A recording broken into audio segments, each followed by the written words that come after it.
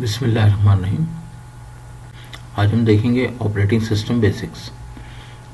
अच्छा, operating system या system software हम कह सकते हैं। जैसे कि आप जानते हैं कि there are different types of softwares, application software, system software, utility softwares. तो ऑपरेटिंग सिस्टम जो है is a type of system software. तो सिस्टम सॉफ्टवेयर क्या करता है? कंट्रोल करता है हार्डवेयर को और इंटरेक्ट करता है यूज़र के साथ और एप्लीकेशंस के साथ या एप्लीकेशन सॉफ्टवेयर के साथ। अच्छा, अगर मैं कहूँ कि किसी भी मशीन में या किसी भी डिवाइस में ऑपरेटिंग सिस्टम ना हो, जैसे हमारे पास कंप्यूटर्स होते हैं, कंप्यूटर्स में अगर आपके पास विंडोज़ है तो आप कहते हो कि जी ये हमारा एक सिस्टम सॉफ्टवेयर है या ऑपरेटिंग सिस्टम है। इसी तरह आपके स्मार्टफोन्स में भी एंड्रॉयड एक ऑपरेटिंग सिस्टम है या हम उसको कहते हैं कि एक सिस्टम सॉफ्टवेयर है जो क्या करता है, जिसका बुनियादी काम क्या है कि हार्डवेयर को कंट्रोल करता है और सिस्टम के साथ यूज़र को और एप्लीकेशन सॉफ्टवेयर को इंटरेक्ट करवाता है। अगर आपके कंप्यूटर में या आपके मोबाइल में एक ऑपरेटिंग सिस्टम ना हो या कंप्यूटर में विंडोज़ ना हो तो आप ना तो मशीन के साथ इंटरेक्ट कर सकते हो ना किसी एप्लीकेशन सॉफ्टवेयर के साथ इंटरेक्ट कर सकते हो। अगर आपके पास ऑपरेटिंग सिस्टम नहीं है तो सिस्टम आपकी कोई बात नहीं मानेगा। इसका मतलब ये हुआ कि जब ऑपरेटिंग सिस्टम होगा तो वो आपके साथ इंटरेक्ट करेगा, आपकी बात को मानेगा। नाउ अगर मैं कहूँ कि these are the functions of an operating system, तो हम देखते हैं अभी फंक्शंस ऑपरेटिंग सिस्टम के क्या हैं। तो ऑपरेटिंग सिस्टम कोई भी हो, उसका जो मेन टास्क होते हैं, ये मेन फंक्शंस होते हैं, वो एक ही जैसे होते हैं। बनाने वाले डिफरेंट हो सकते हैं, डेवलपर्स डिफरेंट हो सकते हैं, लेकिन उनका फंक्शन जो है वो सबके सेम होते हैं। ओके, पहला फंक्शन आप जैसा कि आपको ये नज़र आ रहा है स्क्रीन पे, देयर आर 4 फंक्शंस। ये जो आपको दिए हुए, दीज आर द 4 फंक्शंस। तो ये पहला फंक्शन क्या करता है? Displays the online displays the on screen elements with which you interact the user interface. इसका मतलब ये हुआ कि ऑपरेटिंग सिस्टम जो है वो यूज़र को इंटरफेस प्रोवाइड करता है। ठीक है, so there are 2 types of interfaces, one is graphic user interface and other is command line interface. तो अगर मैं आपको दिखा सकूं तो ये मेरा डेस्कटॉप स्क्रीन है। ये एक्चुअली क्या है? इंटरफेस है। इसी के थ्रू मैं डिफरेंट प्रोग्राम्स को ओपन करता हूँ, डिफरेंट प्रोग्राम्स को क्लोज करता हूँ। सारी इंटरेक्शन मेरी इसी से है। तो ये एक बुनियादी काम है किसी भी ऑपरेटिंग सिस्टम का कि वो यूज़र को इंटरफेस प्रोवाइड करता है। नाउ तो 2 किस्म के इंटरफेसेस हैं। एक ग्राफिक यूज़र इंटरफेस जो आपके सामने इस वक्त नज़र आ रहा है, और अगर मैं आपने देखा हो एक पुराना इंटरफेस होता था ऑपरेटिंग सिस्टम जो डॉस कहलाता था, वो अगर इस तरीके से आपको याद हो, जिसमें हम मिसाल के तौर पे इस तरीके से कमांड लाइन इंटरफेस होता था जिसमें आप कमांड को टाइप करते थे। ठीक है ना, मिसाल के तौर पे कॉपी कोई फाइल ABC है, इसको कहाँ करना है? B कॉलम, यानी ड्राइव B में इसको कॉपी करना है। तो उस कमांड लाइन इंटरफेस में आपको कमांड टाइप करनी पड़ती थी। तो ये जो कॉपी है, ये कॉपी जो है ये एक कमांड है ऑपरेटिंग सिस्टम की। तो हम दोबारा इस पर आ जाते हैं। तो इस तरीके से 2 किस्म के इंटरफेसेस हैं। ग्राफिक यूज़र इंटरफेस में आपको कोई फाइल कॉपी करनी होती है तो आप कॉपी करते हो और उसको किसी जगह पे पेस्ट कर देते हो। ठीक है ना, लेकिन कमांड लाइन इंटरफेस में आपको कमांड को याद रखना पड़ता था और टाइप करना पड़ता था उसको। दूसरा फंक्शन जो है किसी भी ऑपरेटिंग सिस्टम का कि वो लोड करता है प्रोग्राम। कोई भी प्रोग्राम, आपकी कोई भी एप्लीकेशन है, उसको लोड करता है मेमोरी के अंदर ताकि वो प्रोसेसिंग के लिए जा सके।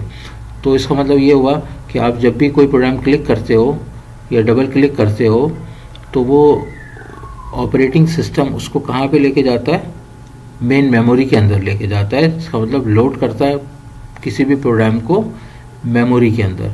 तो दो फंक्शन हो गए इसके। Third function is that coordinate how program work with the computer hardware and other software. तो इसका मतलब ये हुआ कि कोऑर्डिनेट करता है हार्डवेयर के साथ और सॉफ्टवेयर के साथ। ठीक है, अगर ऑपरेटिंग सिस्टम ना हो तो ना हार्डवेयर के साथ यूज़र कोऑर्डिनेट कर सके और ना सॉफ्टवेयर के साथ कर सके। Fourth one is manage the way information stored on the retrieve from disk. इसका मतलब ये हुआ कि किस तरीके से डेटा को स्टोर करना है और किस तरीके से रिट्रीव करना है या एक्सेस करना है, ये मैनेज करता है किसी भी डिस्क पर या किसी भी स्टोरेज डिवाइसेस पे आपकी इंफॉर्मेशन या डेटा को किस तरीके से सेव करना है और किस तरीके से एक्सेस करना है उस ड्राइव से। So there are 4 functions. तो ये 4 फंक्शंस थे हमारे ऑपरेटिंग सिस्टम के लिए। एक दफ़ा मैं रिपीट कर देता हूँ आसान अल्फाजों में कि ये पहला फंक्शन क्या है, ये डिस्प्ले करता है या प्रोवाइड करता है इंटरफेस, यूज़र को इंटरफेस प्रोवाइड करता है। ठीक है, तो पहला फंक्शन क्या हुआ, provide interface. Interface are of 2 types, one is graphic user interface and other is command line interface. Second function is load program into memory. ठीक है, या load program such as application softwares load into memory, जैसे कि word हो गया, spreadsheet हो गई या और कोई आपका गेम हो गया, उसको ये क्या करता है, लोड करता है मेमोरी के अंदर। तो दूसरा क्या हुआ, लोड प्रोग्राम इनटू मेमोरी। तीसरा क्या है, कोऑर्डिनेट करता है। किसके साथ करता है कोऑर्डिनेट, प्रोग्राम के साथ और एप्लीकेशन सॉफ्टवेयर के साथ यूज़र को कोऑर्डिनेट करवाता है। फोर्थ वन इज कि वो मैनेज करता है किस तरीके से डेटा को स्टोर करना है, किस तरीके से रिट्रीव करना है किसी भी स्टोरेज डिवाइस पे, चाहे वो डिस्क हो, चाहे वो आप कहीं पे भी उसको स्टोर कर रहे हैं या सेव कर रहे हैं। नाउ तो ये हमारे 4 फंक्शंस थे किसी भी ऑपरेटिंग सिस्टम के। नाउ अब आते हैं टाइप्स ऑफ ऑपरेटिंग सिस्टम पे। तो there are 4 types of operating system, जिसमें पहला क्या है हमारा रियल टाइम ऑपरेटिंग सिस्टम। ये बहुत फास्ट होता है, ऑपरेटिंग सिस्टम बहुत फास्ट होता है और रियल टाइम जो है वो रियल टाइम सिस्टम जो है वो किसी सर्किट के अंदर आ जाते हैं, स्मॉल इन साइज होते हैं, किसी सर्किट में आ जाते हैं और ये इनको ज़रूरत नहीं होती कि ये लोड हों मेमोरी में, डिस्क से मेमोरी के अंदर लोड हों, क्योंकि ये सर्किट में होते हैं और सर्किट जो होता है वो बहुत फास्ट मेमोरी होती है, तो ज़रूरत नहीं होती एक रियल टाइम ऑपरेटिंग सिस्टम को लोड होने के लिए कि वो किसी मेमोरी में या डिस्क से मेमोरी में लोड हो। तो और ये साइमल्टेनियस टास्क को, मल्टीपल टास्क को सपोर्ट करता है। रियल टाइम एप्लीकेशन जो है वो क्विक होती है, इतनी क्विक होती है, थाउजेंड्स और मिलियंस ऑफ अ सेकेंड में जो है उसको प्रोसेस कर जाती है। ये आपको नज़र कहाँ आएंगे, मेडिकल अप्लायंसेस में नज़र आएंगे, मेडिकल डायग्नोस्टिक इक्विपमेंट में नज़र आएंगे। जैसे हॉस्पिटल्स में आपने देखा होगा एक आईसीयू में एक मशीन लगी होती है पेशेंट के साथ, जो मल्टीपल टास्क कर रही होती है, यानी कि वो उसकी हार्ट बीट को भी बता रही होती है और उसके ब्लड प्रेशर को भी बता रही होती है और एक ग्राफ भी बता रही होती है और डिफरेंट किस्म के मल्टीटास्किंग कर रही होती है। तो उसमें एक हम कह सकते हैं कि एक रियल टाइम ऑपरेटिंग सिस्टम है जो बहुत क्विकली रिस्पॉन्ड करता है। पेशेंट की अगर पल्स दिखानी है तो वो फ़ौरन उसको रिस्पॉन्ड करता है स्क्रीन पे, या उसका ब्लड प्रेशर है या हार्ट बीट है, ये सारी चीज़ें वो फ़ौरन रिस्पॉन्ड करता है, फ़ौरन इनपुट का आउटपुट देता है, मुख्तसर बात। फिर हमारे पास आ जाता है single user single task operating system. अच्छा, इसमें single use single task operating system ये पुराने सिस्टम हुआ करते थे जिनमें DOS operating system, MS DOS operating system इस्तेमाल होते थे। अच्छा, ये जो MS डॉस ऑपरेटिंग सिस्टम है ये सिंगल यूज़र सिंगल टास्क, यानी एक वक्त में एक ही टास्क को ये परफॉर्म कर सकते थे। मिसाल के तौर पे आप डाउनलोड कर रहे हो कोई फाइल, तो आप डाउनलोड करोगे, उस दौरान आप कोई और काम नहीं कर सकते। अगर आप प्रिंटिंग निकाल रहे हो 150 पेजेस, तो आप प्रिंटिंग निकालोगे, टाइपिंग नहीं कर सकोगे, यानी कि टास्क आप एक ही परफॉर्म करोगे। तो इसमें जो है वो MS-DOS ऑपरेटिंग सिस्टम इस्तेमाल होते थे जो सपोर्टेड थे सिंगल टास्क के लिए, एक वक्त में एक ही टास्क को इस्तेमाल करते थे। नौ फिर थर्ड वन आता है हमारा single user multitasking operating system. आजकल जो आप सिस्टम्स इस्तेमाल कर रहे हैं वो single user multitasking operating system इस्तेमाल कर रहे हैं। यानी कि अगर मैं लेटेस्ट विंडोज़ का वर्जन कहूँ तो अभी हमारे पास लेटेस्ट जो विंडोज़ 10 है जो मल्टीटास्किंग को सपोर्ट करती है, विंडोज़ 7 है, ठीक है ना। तो ये सारी जो हैं मल्टीटास्किंग को सपोर्ट करती हैं, यानी कि ये जो ऑपरेटिंग सिस्टम है विंडोज़, आप इसमें एक से ज़्यादा टास्क को बैक वक्त इस्तेमाल कर सकते हैं। आप डाउनलोडिंग भी कर सकते हैं, आप सॉन्ग भी सुन सकते हैं, आप टाइपिंग भी कर सकते हैं। तो एक वक्त में आप मल्टीपल टास्क को इस्तेमाल कर सकते हैं। ये आपका जो है single user multitasking operating system जो आजकल आप इस्तेमाल कर रहे हैं।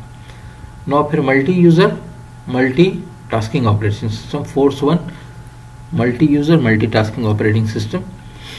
इसमें जो है आप अगर देखो तो एक सर्वर है जैसे कि इस डायग्राम में नज़र आ रहा है, और दो यूज़र बैठे हुए हैं, दो से ज़्यादा भी बैठ सकते हैं, ठीक है। तो इसमें ये जो ऑपरेटिंग सिस्टम है नेटवर्क ऑपरेटिंग सिस्टम जो कहलाता है, ये multi user multitasking operating system है। इसमें देखें दो यूज़र हैं जो अलग अलग काम कर रहे हैं, ठीक है ना। वो कोई अलग एप्लीकेशन इस्तेमाल कर रहे हैं, टर्मिनल क्लाइंट एक, और जो दूसरा है वो दूसरा कोई एप्लीकेशन इस्तेमाल कर रहे हैं, ठीक है। लेकिन वो ले कहाँ से रहे हैं, सर्वर से आप ले रहे हैं। ये क्लाइंट है, जो दो कंप्यूटर आपको नीचे नज़र आ रहे हैं। तो इसका मतलब ये हुआ कि multi user multitasking operating system क्या होते हैं, ये नेटवर्क ऑपरेटिंग सिस्टम इसको सपोर्ट करता है, जिसके थ्रू आप यूज़र जो है वो डिफरेंट एप्लीकेशन बैक वक्त इस्तेमाल कर सकते हैं। यूज़र भी मल्टी हैं और टास्क भी मल्टीपल्स हैं, ठीक है ना। तो ये हमारा था आज का functions of an operating system, what is an operating system, function of an operating system and the type of operating systems, ठीक है ना। So that's all.